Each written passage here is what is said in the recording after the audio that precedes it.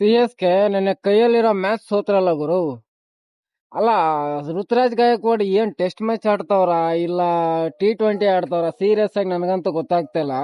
ಕೈಯಲ್ಲಿರೋ match ಸೋತ್ರು ಅಂತ ನಾನ್ ಅನ್ಕೊಂತೀನಿ. First of all toss ಗೆದ್ಮೇಲೆ ಏನಕ್ಕೆ ಬ್ಯಾಟಿಂಗ್ ತಗೊಂಡ್ರು ಇವರು?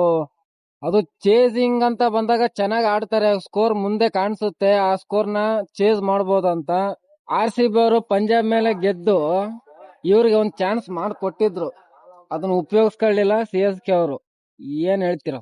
ಇವಾಗ CSK ಕ್ವಾಲಿಫೈ ಆಗುತ್ತಾ ಆಗಲ್ವಾ ಅನ್ನೋದನ್ನ ತಿಳ್ಕೊಳ್ಳೋಣ. CSK ಕ್ವಾಲಿಫೈ ಆಗ್ಬೇಕು ಅಂತಂದ್ರೆ 4 ಮೇಜರ್ ಕಂಡೀಷನ್ಗಳು ಇವೆ ಗುರು. ಸೀರಿಯಸ್ ಆಗಿ ಅದು ಅಚೀವ್ ಆಗ್ಬೇಕಂದ್ರೆ ಅದು CSK ಫ್ಯಾನ್ಸ್ ದೇವರಲ್ಲಿ ಹರಕೆನೆ ಹೊತ್ಕೋಬೇಕು ಅಂತ ಅನ್ಸುತ್ತೆ ಮೋಸ್ಟ್ಲಿ.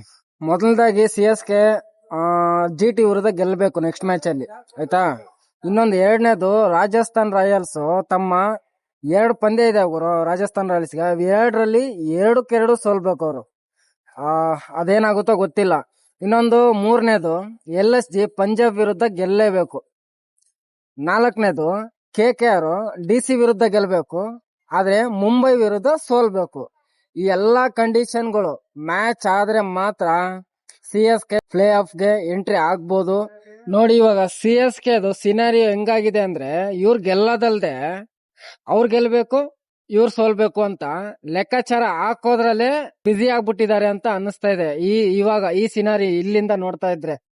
ನಿಮ್ಗೆ ಏನ್ ಅನ್ಸುತ್ತೆ? CSK ಕಮ್ ಬ್ಯಾಕ್ ಮಾಡುತ್ತಾ, ಅಥವಾ ಈ ಸೀಸನ್ ಅಲ್ಲೇ ಗುಡ್ ಬೈ ಹೇಳ್ಬಿಟ್ಟು ಟಾಟಾ ಬೈ ಬೈ ಹೇಳ್ಬಿಟ್ಟು ಹೋಗುತ್ತಾ ಅಂತ ನಿಮ್ ಅನಿಸಿಕೆನ ಕಮೆಂಟ್ ಬಾಕ್ಸ್ ಅಲ್ಲಿ ಹಾಕಿ. ಸಿಗೋಣ ಮುಂದಿನ ವಿಡಿಯೋದಲ್ಲಿ ಅಂತ ಹೇಳ್ತಾ, ನಮಸ್ಕಾರ ಗುರು.